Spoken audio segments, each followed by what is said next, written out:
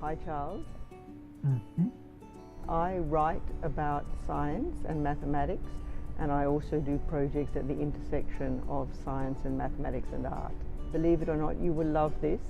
We are crocheting coral reefs as a comment on the fact that coral reefs are being devastated by global warming. And you, Charles, of course, had coral reefs as a very important aspect of your thinking when you were developing your theory of evolution.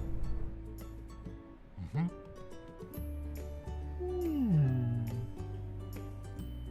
I was very lucky. I happened to have some extremely good math teachers. One of them was a man named Mr. Marshall. He allowed us as little children to discover the mystery of pi for ourselves. What was really pivotal about this was that I really felt I had discovered pi for me. This is the essence of what all people need to be allowed to do in a math education, is to make mathematical discoveries for themselves.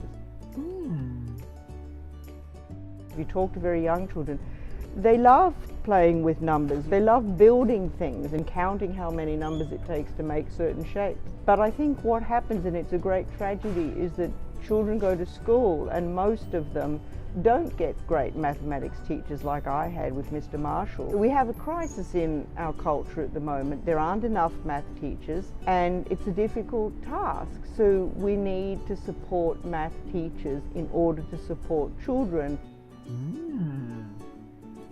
I learned about hyperbolic geometry when I was at university through learning equations, but it was hard to visualize this thing. And it turns out that you can actually crochet models of this non-Euclidean surface. So that was a discovery made by the Cornell mathematician Dr. Diana Taimina. And when I learned that, I started playing around with it.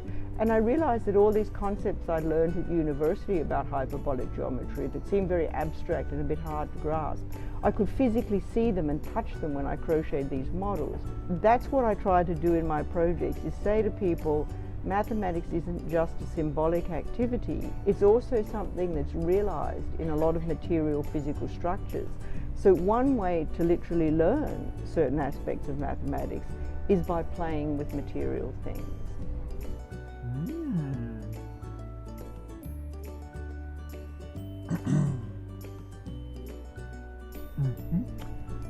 I have to say, I know about it and I've been meaning to read it. I promise you I will read your earthworm book now.